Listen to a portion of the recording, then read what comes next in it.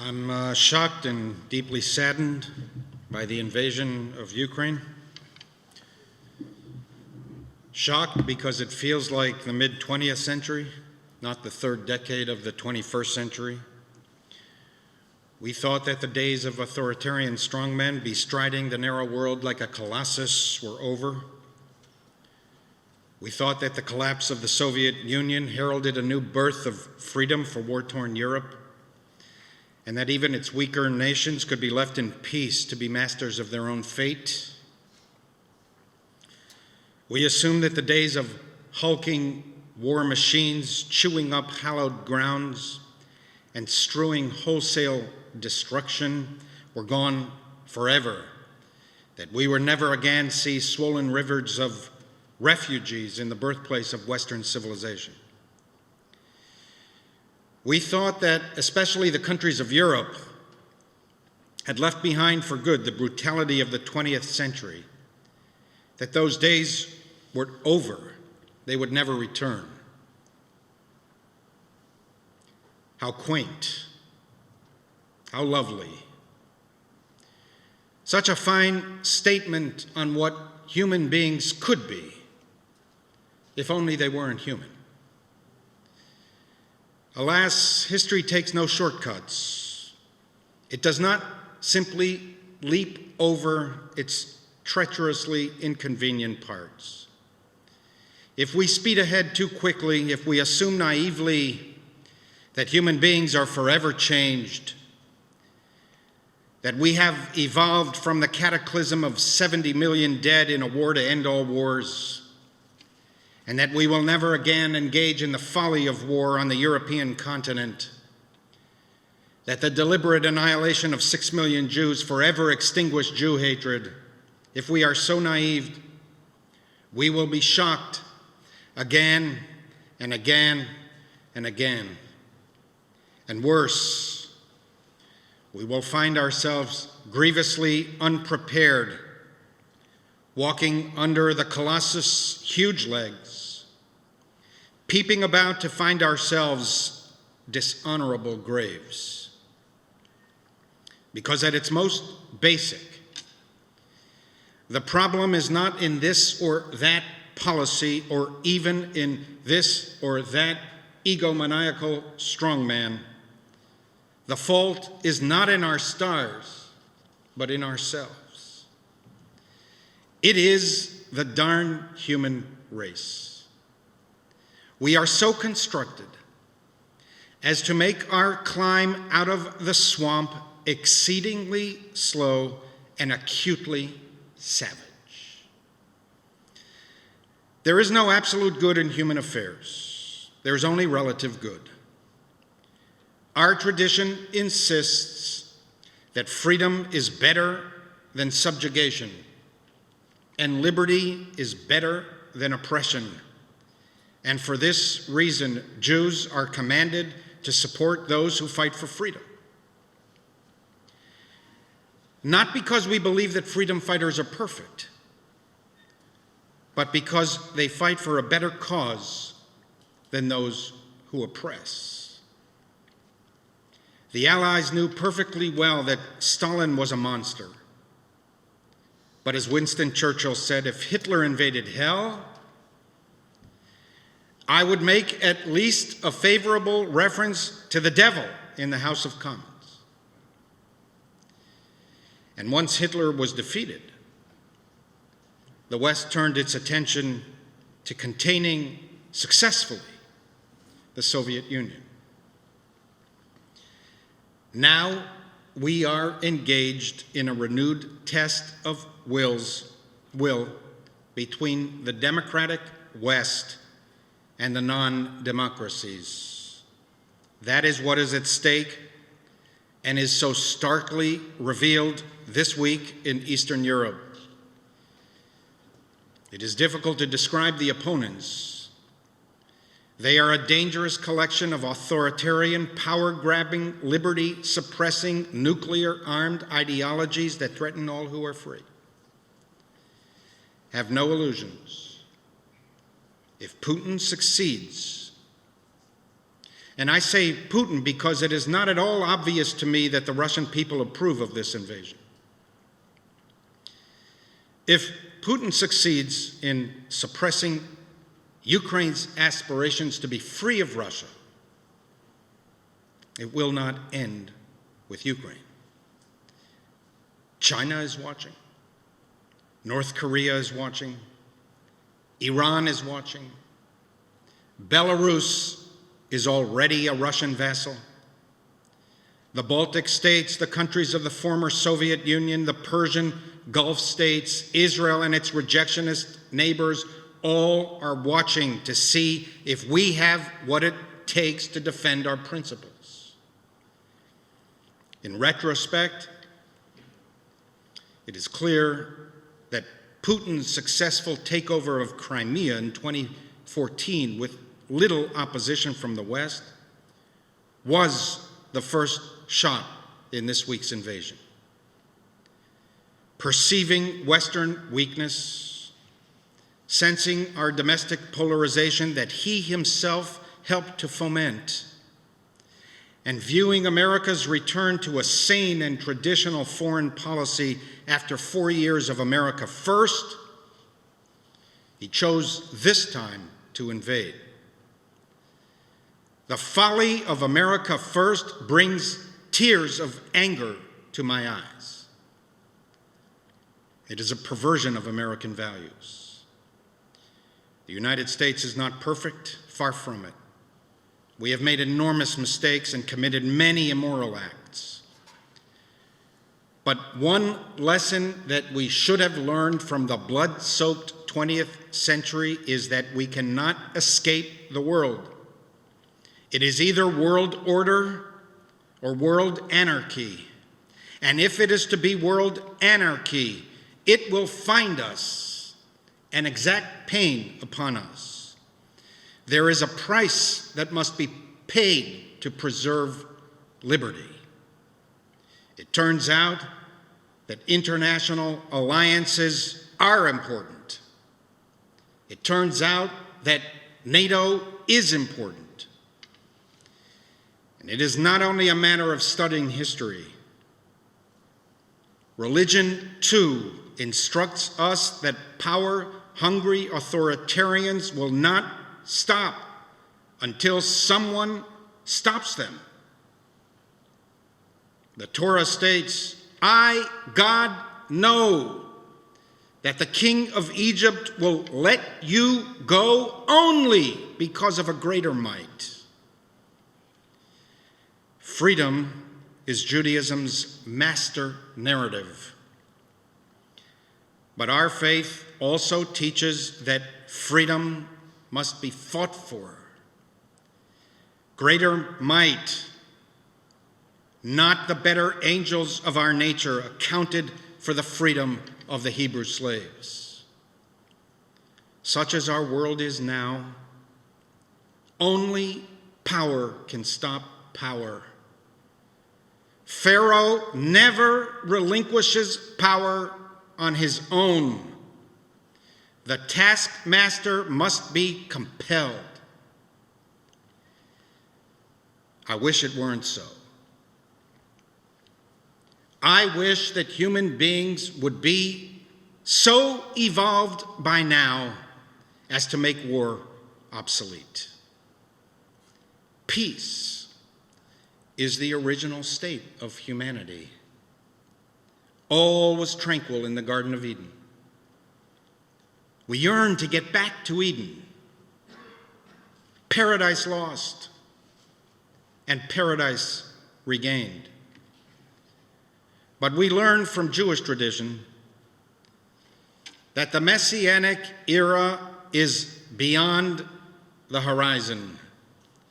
There is still a very long way to go. Human progress is akin to trench warfare measured in yards, not in miles. Our sages assured us that we can get there. We can create a world where nation shall not lift up sword against nation, a world where every person shall sit under vine and fig tree unafraid. But we can get there only if we do not succumb to the temptation to leap over phases of history that must be slogged through. We are in for many years of struggle. China is rising, and Russia is in the grip of a ruthless and merciless man, supported by cynical oligarchs who preach the gospel of raw, brutal, and naked power. My ears perked up this week upon hearing Putin assert that Ukraine has no right to exist. It is, of course, the same accusation hurled against Israel by its enemies. See how dangerous is the poisoned arrow of illegitimacy aimed at the heart of another country? See how treacherous is the curse of delegitimation once released from the Pandora's box of all manner of human passions? Putin's belief that Ukraine is an illegitimate state propelled him to launch this savage war. Using the same language as Israel's enemies, he characterized the Russian effort as a denazification invasion. Ukraine's president is a Jew whose grandfather fought the Nazis in the Soviet army. But abject abnegation corrupts the better angels of our nature, fomenting our churning passions into a tempest of tribulation. In a sobering lesson to Israel and all those facing rapacious enemies, Russian and Western guarantees after the fall of the Soviet Union to honor Ukrainian security in exchange for releasing its nuclear weapons meant nothing. It was not even worth the paper it was written upon. Ukraine is alone, all alone. I feel overwhelming sadness today. Sadness for the people of Ukraine. I am naturally inclined to those who incline towards us, freedom lovers. Ukraine is a bountiful land with beautiful cities that will be chewed up by tanks and split apart by bombs. I cannot help but feel connected to Ukraine. Many of our ancestors, grandparents, great-grandparents came from there. Great Jewish teachers lived and produced Judaism there. I am aware of the troubling record of Ukraine and its Jews. I fear that as things deteriorate in Ukraine, that the old monster of Jew hatred will once again emerge from the shadows. There is a large Jewish community still in Ukraine, including progressive synagogues. I worry about them. For all those anti-Zionists in our ranks, know that there is no such person now in the whole of Ukrainian Jewry. The Jewish Agency is flooded with daily requests from Ukrainian Jews to get to Israel. Anti-Zionism is a luxury of those contently ensconced in heated lecture halls and comfortable quads. But for Jews in trouble,